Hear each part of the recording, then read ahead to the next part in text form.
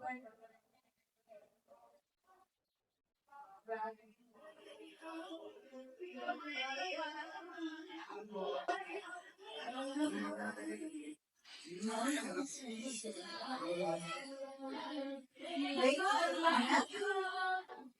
ya pembelajarannya. Assalamualaikum warahmatullahi wabarakatuh. Waalaikumsalam warahmatullahi wabarakatuh. Baik, sebelum kita mulai belajar untuk minta kekhidmatannya untuk memimpin doa terlebih dahulu. Ada ya. Baiklah teman-teman, mari kita berdoa nih. Saya masih berdoa mulai. Doa selesai. Baik, terima kasih ya. Baik, sebelum kita mulai pelajaran pada hari ini, ini grogiannya aja. Sedih banget ya hari ini. Oke, jelasin dulu ya. Dilihat dari media, selebriti, selebriti.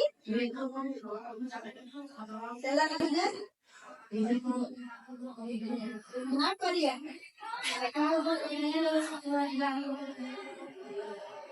Jangan bawa kita. Sampai.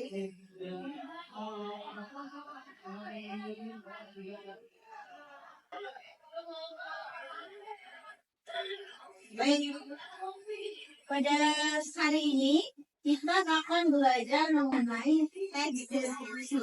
Tapi sebelumnya ya, Ibu mau tanya dulu. Kemarin kan kita sudah belajar mengenai teks prosedur ya. Nah, jadi Ibu mau mengulas kembali mengenai pengetahuan ya mengenai teks prosedur ini. Jadi siapa yang bisa? Ibu. Apa saja pengertian dari teks prosedur? Itu adalah teks ya benar sekali. Jadi teks prosedur itu adalah suatu teks yang berisi langkah-langkah atau penjelasan mengenai sesuatu yang kita lakukan agar sesuatu yang kita lakukan itu menjadi lebih terstruktur dan terarah. Nah, selanjutnya kita akan membahas mengenai teks deskripsi. Saja. Nah, sini Ibu sudah memberikan gambar yang ditulis ini ya. Nah, ini ya. Setelah kalian melihat gambar ini, apa yang bisa menceritakan mengenai gambar ini? Saya melihat di situ pemandangan gunung ya, Bu. Ya, benar sekali. Saya melihat banyak pepohonan. Di situ juga ada aliran sungai, rumah-rumah. Ya, benar sekali. Jadi di sini ada rumah-rumah warga yang sepertinya kayak gubung-gubung ya, terus ada sawah-sawah juga, ada sungainya, ada ini yang jembatannya, dan pemandangannya yang sangat keren sekali. Jadi Ibu akan menjelaskan pengertian dari teks deskripsi itu setelah kalian menggambarkan atau menjelaskan secara rinci objek yang kemudian teks ini. Yaitu gambarnya, bukan lagi.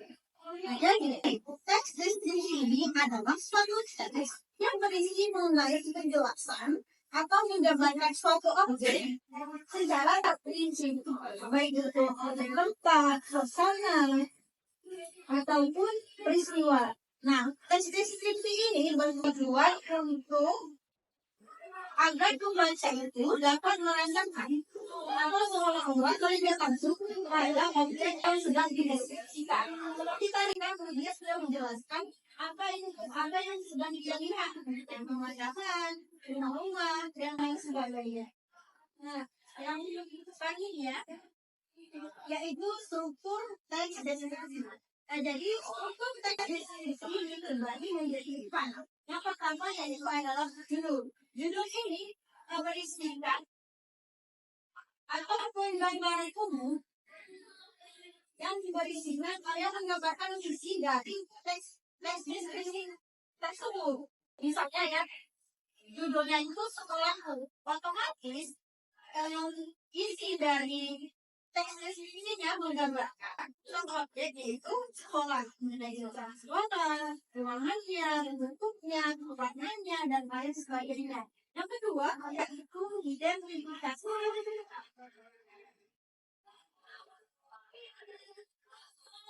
Identifikasi ini berfungsi untuk mengenalkan suatu objek yang akan dideskripsikan, sehingga pembaca dapat tertarik membaca teks deskripsi yang ada di dalam suatu bacaan.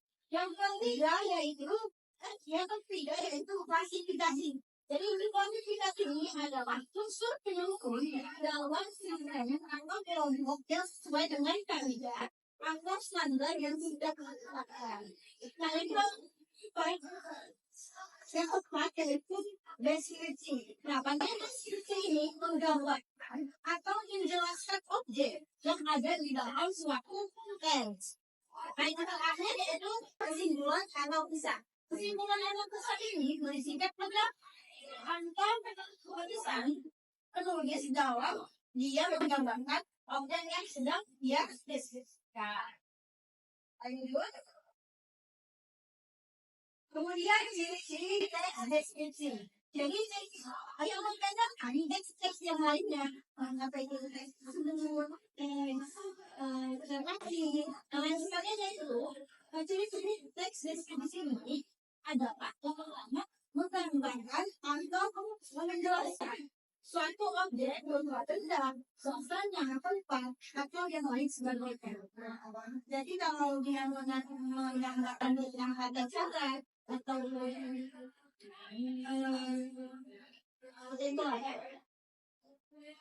terus yang kedua yaitu melibatkan panca indera, yaitu pendengaran, penglihatan, penciuman, olahraga untuk menggambarkan teks deskripsi. Jadi dia melihat ya, misalnya meja ini ya, lihat bentuknya, lonjong, segi bata, segi atau melihat warnanya yang melibatkan panca indera. Yang ketiga, bertujuan agar pembaca seolah-olah dapat melihat atau merasakan sendiri objek yang sedang menulis akan dalam teks. Yang keempat, yang terakhir yaitu menjelaskan ciri-ciri objek seperti warna, ukuran, bentuk, dan keadaan suatu objek secara terperinci. Nah, seperti ulasan tadi, misalnya disampaikan dengan bentuknya, warnanya, suasananya, atau keadaannya, dan lain sebagainya. Nah, ini ada kaidah pembahasan dari teks deskripsi. Nah, jadi kaidah pembahasan dalam suatu teks deskripsi itu terbagi menjadi 4 kaidah. Yang pertama menggunakan mengajar untuk menggambarkan suatu objek itu secara rinci atau bertindak kompleks. Yang kedua yaitu menggunakan kalimat rincian. Jadi dia merincikan. Misalnya kayak ini ya, memiliki dunia seperti ini, memiliki ini, dia. Jadi diklasifikasikan supaya lebih rinci. Yang ketiga menggunakan bahasa yang membuat membaca seolah-olah sedang melihat, mendengar atau melaksanakan apa yang sedang dideskripsikan. Yang lagi menggunakan metode orang.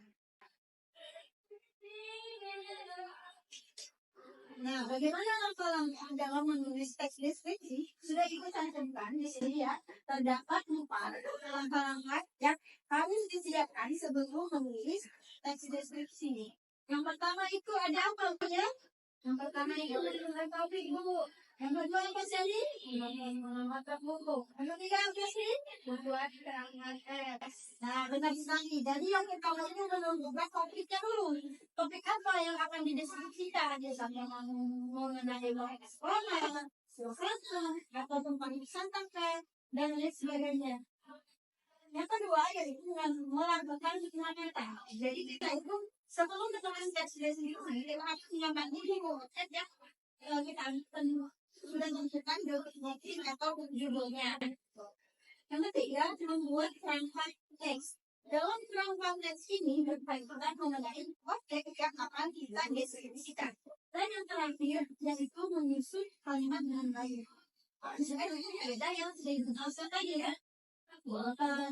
Kita menuliskan kalimat dengan detail, sebenarnya kita ingat bahwa dan juga pastikan pembahasan yang sesuai dengan ejaan dan ejaan yang ada di kamus besar bahasa Indonesia.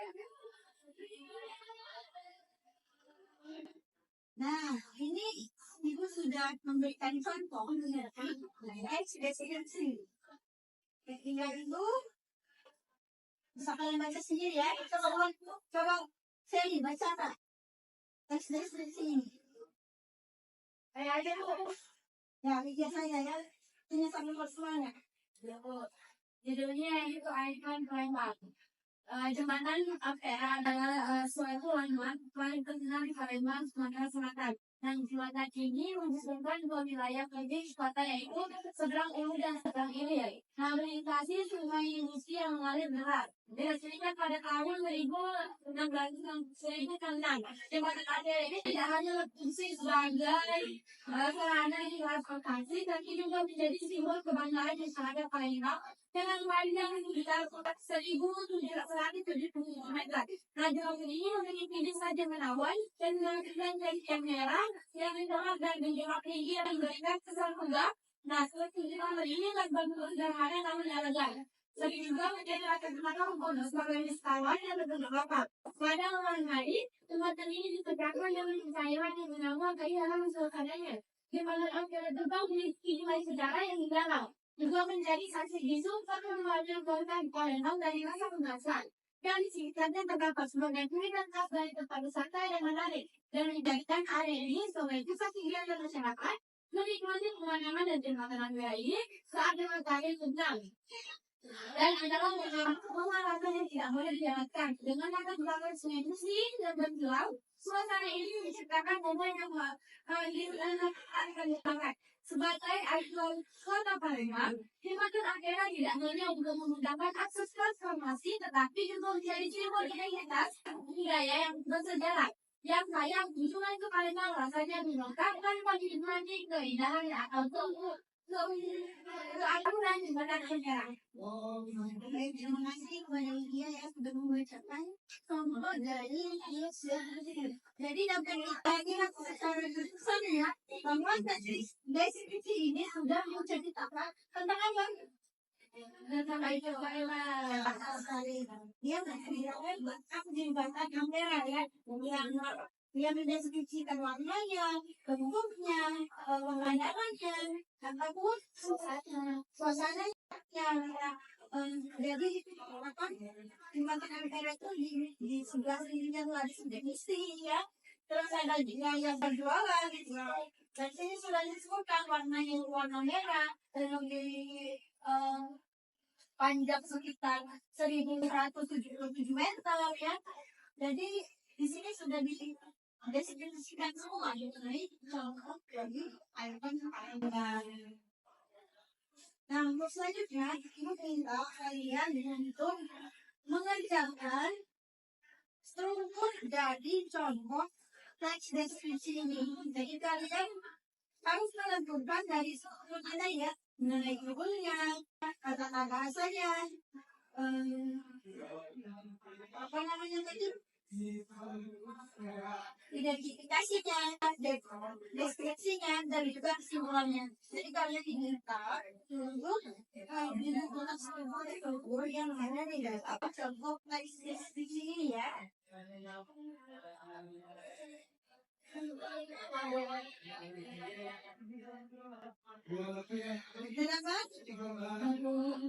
Nah, ya, mana di dalam contoh teks deskripsi ini yang menjadi bagian dari struktur judulnya dari itu dari jembatan Ampera adalah tapi yang ikon Palembang yang benar sekali. Jadi judulnya itu adalah ikon Palembang. Dan juga di sini ada identifikasinya ya, atau tunggakan umumnya. Jadi dia tuh menceritakan tentang lingkungan yang ada di orang. Jadi ibu yakin kalian sudah mengerti semua ya. Ya ada yang komentarnya kan? Tidak perlu, saya perlu. Jadi untuk tugasnya, kalian mengerjakan minyak KPD ya, sudah dibagikan kemarin. Kalian menjelaskannya membuat suatu teks deskripsi. Nanti sudah ibu beri ya, bagikan gambarnya cara di dalam KPD-nya. Kalian kerjakannya secara dengan diri. Itu saja pembelajaran kita pada siang hari ini dari bahasa. Karena kamunya sudah habis dan belum mendapatkannya, lewat apakah ada yang mau ditanyakan? Tadi akhiri pembelajaran pada pagi ini dengan melakukan kendala. Sampai jumpa ke depan dengan semangat yang baru ya. Selamat Ibu Anjiri, Assalamualaikum warahmatullahi wabarakatuh. Waalaikumsalam warahmatullahi wabarakatuh.